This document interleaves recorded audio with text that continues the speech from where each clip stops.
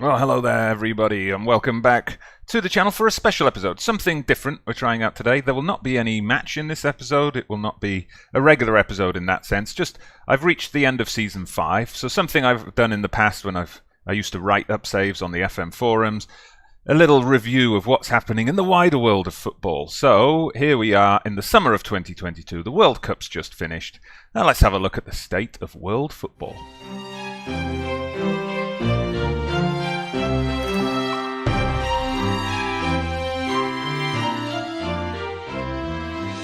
So let's start with an overview of Turkey, where we're based with Genclerbirligi, of course, and how we're going in terms of breaking the big three.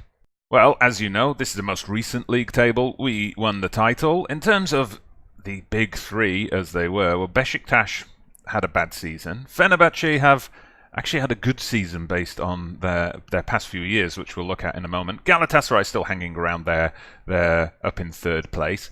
Bursaspor, that's probably the biggest team to get relegated so far. And we also saw Trabzonspor struggle this year. So things are changing. There's been a shift in the power base of Turkish football. And, you know, we've had quite a big hand in that. So just going back through the previous seasons, I mean, Galatasaray, again, you see they're holding on up there. Like I said, Besiktas were okay last season, fourth. Fenerbahce, they flirted with relegation. This is something I didn't really touch on in the episode, an oversight on my part, but if you look at this, at the end of the 2021 season, Fenerbahce avoided relegation on the basis of results between teams. Look at that. They were on the same points as relegated Gazişehir and Adana Demirspor. So they kind of got away with it there. We could have had a huge relegation that season. But they've bounced back a bit this year. We'll see if that continues in future seasons. And going a little bit further back, we see again the previous year, Fenerbahce were just 3 points off relegation that time. Galatasaray secured the title. Trabzonspor were third, so you know they've had a poor run this season. Besiktas around mid-table. Then the year of our first title, I mean, Trabzonspor were up there in second. I thought Trabzonspor were going to establish themselves as a big team early on this save, but it's just not working out for them anymore. And we see there in the beginning, before Fenerbahce had their dip, it was Besiktas who were struggling in the wrong half of the table. And then this is the first season when we took up that spot, not too far off the relegation places. And Besiktas were champions, and Bursaspor second. So Bursaspor have gone from second to relegated in 5 years. Quite amazing. So if we have a look at the lower leagues, I won't go into too much detail here. I'm sure for my non-Turkish viewers, they won't be very familiar with a lot of these teams. It's a shame to see this Ankaragücü, who are Genclerbirligi's real rivals, much bigger rivals than Osmanlıspor. I've been waiting for them to come back up to the Super League, but they were in fact this year relegated. They've gone down to the second division, so we won't be seeing them anytime soon. Maybe not at all, unfortunately. I'll just cycle through the different seasons. You see, a lot of the time, the teams that have been relegated have come straight back up. That's tells you something about the strength of the Turkish league, I guess. You're seeing a lot of these names just bouncing back up. Malatyaspor, they've been a yo-yo team. Göztepe also. Ümraniyeспor came up and down a bit at the beginning. They're struggling a bit more now. Gaziantepspor, this is a story I want to pick up. You see, in that first season, 8 points. It does say down here, my webcam's probably blocking it, but they start the game with a 3-point deduction for financial mismanagement, as do Eskişehirspor, who were a former Super League team and one that looked like they might be able to mount a title challenge not so long ago. Eskişehir managed to deal with their penalty and finish mid-table that season, but Gaziantepspor, rock bottom, they failed to win a single game, just 11 draws, 8 points overall. So where are they now? Well, the second division in Turkey is split into 2 groups. And then they have the winners of each group get automatic promotion. Then there's a playoff between the 8 teams that make up second to fifth in each group. So we're going to look at the white group first of all, white and red, just like the Turkish national colours. So here we go. We can see Gaziantepspor are not in this particular group. Oh yes, they are. Sorry, they made the playoffs They made the playoffs this year, so they're kind of reaching a recovery, as did Eskişehirspor. Neither of them managed to get promoted. Just having a look at the other seasons, yeah, I mean, Gaziantepspor and Eskişehirspor, they're making the playoffs on a regular basis, but they're just not able to come back up. Gaziantepspor in their first season down, I think, or their second season down, they didn't actually make it into the playoffs. But that's an interesting challenge. If any of you are interested in starting a save in Turkish football and you're perhaps not familiar with it, I would say Gaziantepspor would be an interesting challenge to start with, because obviously they're suffering at the start of the game. Not just the point deduction, but the fact that you see in my save they didn't manage a single win in that season. So that would be an interesting challenge. And Eskişehirspor as well. That would be another team to try and bring back up. The other team I would recommend is Altınordu. Now, they've yo-yoed a bit between the first and second divisions in my save so far, but they are producing a lot of youth players this year. They start out with a couple of real-life youngsters. Yusuf Acer, for example, is a player who I signed to Genclerbirligi and has become a first-team player for us. And they're also generating a lot of regen, so there's some good youth facilities there. That's another interesting challenge I would recommend. There's also another Ankara team down here, an older Ankara team. It would be good to see more Ankara competition in the Super League. Now let's take a look at the Premier League in England. I don't have many other nations loaded. I have the Premier League, I have England loaded. I always load England, whatever my setup, just to track what's going on there. I've also loaded some nations in Europe which have a large Turkish community and tend to generate Turkish regions. So Germany, Holland, Belgium, Denmark and France. Being those teams. So we see here Chelsea won the title on goal difference this year. Liverpool, poor Liverpool, they lost out on goal difference. Man City in third, just a point behind. So very interesting race there for the title this year. And if we look at the other winners, it's the usual suspects you see here. I mean, this top six will not surprise anybody who's a fan of the Premier League. Man U, Chelsea, Man City, Liverpool, Tottenham, Arsenal, those six maintain their grip on the Premier League, it would seem. Same here, just in a different order, it seems. In most seasons, it's the same big boys, just in a different order. I'm leaving these up for a few seconds, so you can pause them if you want to track your favourite team and see what they're doing. Yeah, so there's not a huge amount of change. It's just obviously the teams going up and down, changing the picture somewhat. So if we have a look at the Championship, so Stoke have just bounced back from relegation. Derby have won promotion, so that's an interesting one for me. I grew up, or I spent most of my years growing up in a town in the UK which is pretty much equidistant from Stoke and Derby. So you would have a split between kids in the playground at school, Derby supporters, Stoke supporters, a small pocket of Port Vale supporters, the weird kids, and then people like me, the glory hunters, who would support teams like Man United and Liverpool and so on. So let's just have a look through the other seasons. Yeah, I mean, no big surprises here in terms of the teams who are going up. Oh, poor Nottingham Forest got relegated. Not too good for them. MK Dons got relegated. I'm sure lots of people would be happy to see that. And again, I'll just leave these up so you can pause and have a look at how your teams fared over the years. Nottingham Forest seem to have been a bit of a yo-yo team between the Championship and League One. Ooh, Sunderland. In 2017-2018, Sunderland stormed to the title. It's not like real life, is it? Germany is the only other major league I've got loaded. I don't have Spain or Italy loaded, so let's have a quick look at that. Bayern, no big surprise there. Dortmund, they seem to be trading places quite a lot in those top two positions. Again, Bayern, we see Leverkusen in there from an earlier season, 2019. It's actually Leverkusen who were champions. Interesting. And yeah, again, we're seeing the same kind of picture. There's not been a big change in Germany as of yet. Who knows, maybe in the future we'll see some of those big teams slip away and we'll see the likes of Mainz or Hoffenheim or Gladbach rise up. Who knows?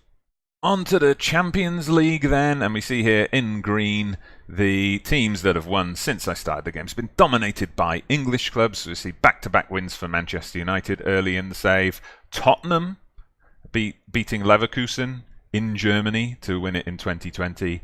Real Madrid, the only non-English team to win, but they still had an English team in the final. This is like, that heyday of English clubs in Europe back in the late 70s and early 80s. And then look at this, for the most recent Champions League final. I've got to have a look at that. The Man City beat Man United in the final. So let's just have a look at how that happened. Okay, so Man City won 2-1 in extra time. Ooh, and look at this, So United had a player sent off. Then they did what United often do and equalised in injury time to force extra time. But I guess Man City were just... the extra man paid off for them, and they scored the winner in extra time. I'm sure if something like that happened in real life, it would be a final for the ages. On then to the Europa League. So here we again see the presence of some English clubs, or one in particular, Man City, picking up the Europa League in 2019. I'm sure they were super happy with that. We've also had Leipzig, Villarreal, Milan and Monaco as winners of the Europa League. So an interesting mix of winners, much more of a mix of winners than we had in the Champions League anyway. And a quick look at the FIFA Club World Cup. So again, the European teams are dominating it. Man United with back-to-back wins following their Champions League victories. Tottenham, Real Madrid, they've also won recently. Gremio, so far, the only non-European side to taste success. But nothing much happening, no big shakers or movers. We've had America of Mexico reach the final, but pretty much as expected. Before we get on to the World Cup, I was going to do this, I just forgot. I got it on my notes and everything. Just for Ted Redwood Gaming, just for you, mate, we're going to have a look at how FC Os have been doing in my save. So you see the most recent season, they were down in 16th in the old Jupiler League. And if we track their performance across the seasons, 9th the season before, in 2020, 12th. Back in 2019, where are you, FC Os? 10th, so they, until this season, they've been a bit of a mid-table team. Oh, all the way down in 19th, right back at the start of the save. So I think if you're getting them promoted, mate, you're doing well. And while we're here, let's have a look at the Eredivisie. So PSV are the reigning champs. It's PSV Ajax Feyenoord up there. PSV Ajax Feyenoord from the year before. Feyenoord Ajax PSV in 2020. PSV Ajax Feyenoord. I see a distinct pattern. PSV Feyenoord. What? AZ? Well, that's a bit of a surprise from 2018. So, not much changed in terms of dominance in Holland. Actually, that gives me an idea for a sequel to Breaking the Big Three for Football Manager 2019. Maybe we could try to repeat the same thing in Holland. Actually, I've been thinking about that for, in the future. If, I continue with making videos on the new version of Football Manager, which, is end of April now. We're probably talking 6-7 months away. I was thinking Breaking the Big Three as a concept could be transferred to other leagues. We've got the Dutch League, where you've got 3 big teams to knock off their collective perch. You've got Portugal, obviously. Porto, Sporting, Benfica. Greece would be another example, I think. AEK Athens, Panathinaikos, and what's the other one? PAOK, I guess. So there's potential to do Breaking the Big Three in some other countries. If you know any other country where there's an established Big Three that dominate things, let me know in the comments and I'll take a look at them. Or if you think I should just stick in Turkey, let me know that as well. On then to the most recent World Cup, which just wrapped up days ago in the game. This was in Canada. For some reason, it was switched from Qatar. Shocking. The Netherlands won the World Cup. They beat Italy in extra time. And they did it with 10 men. So they outdid Manchester United from the Champions League final. They showed them how it should have been done. They had a guy sent off on 27 minutes. But they took it all the way to extra time, and they still managed to win. So well done, Netherlands. And if we just have a look at how the rest of that worked out, let's bring up the tree. I like to do it this way. In terms of surprise, it was dominated by European teams. In terms of surprise packages, I guess Ireland making the quarterfinals. That's a pretty good showing from them. Romania as well, making the quarterfinals. That's like harking back to the 1990s when those teams used to make it through to the last 8 in these tournaments. There were some big games in the second round. Look at that. We had Brazil-Argentina meeting head-to-head in the second round. Amazing. Jamaica made it through to the second round as well. They were trounced by Spain, but good on them. Netherlands-Belgium as a kind of lowlands derby there as well. England knocked out Japan, and then they were ultimately knocked out at the quarter-final stage. How about that? Although I guess, given the current state of English football, most people would be happy to go back to the days when we were always knocked out in the quarter-finals. Let's actually have a look at how England are doing. So they are currently ranked 7th in the world. Eddie Howe is the manager at the moment. And their top players, we've got here Eric Dyer, Michael Keane, who's at Man City. Interesting. Harry Winks. I guess that's some youngster I haven't been paying enough attention to. Alright, I thought he might be a regen with a funny name. Jordan Ebe, Dele Alli, Raheem Sterling. So all those people who are young and have good potential at the moment are now established as the top players in England. And let's have a look at Turkey, of course. See how their national team is faring. So ranked 29th in the world at the moment. Amongst their top players, we see... Ooh, Evren Şengül is there. He's listed as one of the top players. Good on you, Evren. And then we've got players from Liverpool, from Leverkusen, Milan, Marseille, and one from Besiktas as well. So I think with time, Turkey's going to improve as a national team. Maybe that's something I might look at later in the save. I can take over the Turkish national team. If that's something you'd like to see, let me know. Now, Turkey, of course, did make it to the 2022 World Cup, but they were sent home in the first round. I'm just going to talk you through their matches because there's a couple of things to show you here. Cameroon, opening match, 3-3. Crazy game, this one. A couple of Genclerbirligi things of note here. Ozan Kabak. He's a defender I signed last year. Now, he's been a bit of a mardy arse. He's been causing me all sorts of problems in the press and complaining about, game time and contracts and all that kind of stuff. So my mind is set on getting rid of him. And look at this, he got himself sent off. But he got himself sent off just after the hour mark. When he was sent off, Turkey were 3-1 up, and they ended up drawing the game 3-3. Now, fair play, Cameroon did have a man sent off before that. But, you got to point the finger at Mr. Kabak there and say, he potentially cost his team a win at the World Cup. Now, speaking of Genclerbirligi players, this one caught my eye. Turkey got beat 3-1 by Japan. And who contributed 2 of Japan's goals? Why? It was Waco, our Japanese central midfielder. Now, he was actually the breakout young player of this World Cup. I'm just going to show you what he did with Japan in the rest of the tournament. So here we see, as noted earlier, they lost their opening game to Spain, bounced back with a win over Turkey. Waco, the hero for Japan. Then they beat Cameroon in their final group game to finish second in the group. Now, they had a tough ask. England in the second round. They took England to extra time. And it was Waco again who scored the goal that forced extra time. And Waco, actually, if I'm going to bring this up, he won 2 awards at the World Cup. He won the Young Player of the tournament and the Goal of the tournament. Let me show this to you. Then the counter-attack just breaks down. It's hoofed up the flank. It's cut back, and Waco outside of the boot into the top corner. That is a beautiful goal.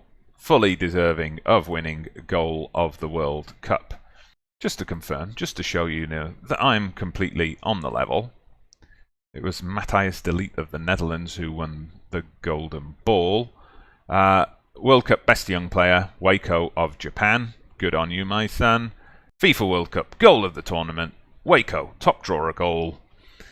It's a fierce effort from 22 metres out. It was actually a Turkish player who was placed second in that poll, so there you go.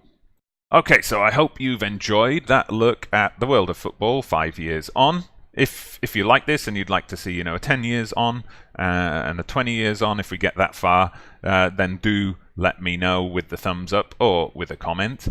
Next episode will be back to normal. Now, I'm publishing this on a Thursday when I don't normally put an episode up. There will be the regular Friday episode if all goes according to plan. We are in the Champions League qualifying rounds again because Turkey's coefficient has dipped a little bit.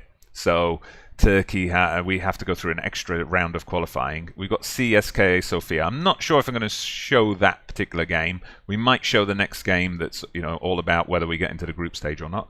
Cockily assuming we're going to get that far, and then we're going to have the Super Cup and things like that as well. Plenty of transfer news, plenty of interesting transfer news, including quite a well-known name from England who has signed a contract with us. I'll leave you to speculate about who that might be. The only clues I'll give you, he's an attacking player, someone who can play as a striker or can play in those attacking midfield positions out wide or centrally. I'll let you speculate about who that might be. All will be revealed tomorrow. For now, thank you very much for watching. Hit that like button, subscribe to the channel if you haven't done so already. I'm Dodgy Gamer. See you again soon.